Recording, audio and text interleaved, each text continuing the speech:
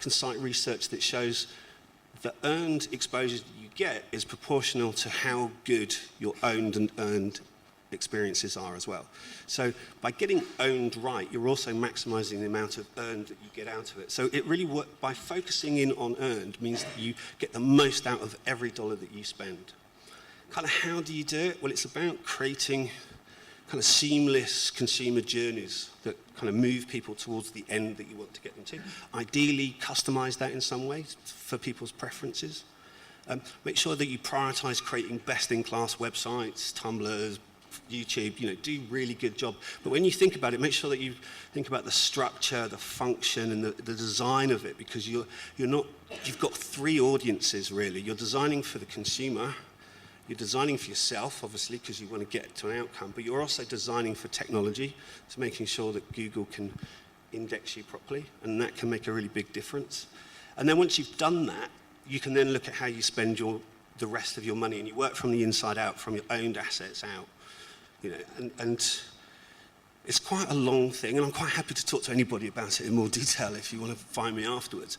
But equally, you can do it yourself. You can think about this as a thought exercise or in a workshop, and you just go, right, well, what happens if we had zero paid media? What would we do? And just think about what you would do if you weren't going to spend any marketing budget, and that helps you reframe how you might use your owned assets. And I think that is the key thing for content marketing, is really focusing on the things you own before the things you have to hire. And that will make even small budgets go further. Ooh. I'd like to just add an extension to that. I think is completely right. The bit that I'd add though is from an owned assets perspective, is on that list I'd also include all events and touch points with clients.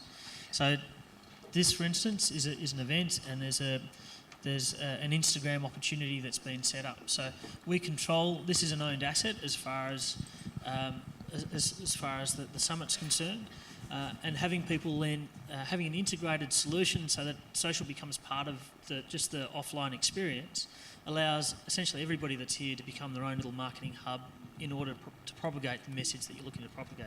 So I think, and that touches back in very well. If you had zero budget, how would you do it? And then you're also, by using that owned asset, again, you're touching into the earned, because you're starting to touch into all these other little networks that exist with everybody that take the action that you want them to take. Thank you. That's great, guys. And now it's your turn. Questions and answers. Oh, you thought that was spontaneous. Nothing on this. Who's got a question for our panel? Oh, that lady over there. If we can get a microphone to her, that'd be brilliant. Thanks, Dave.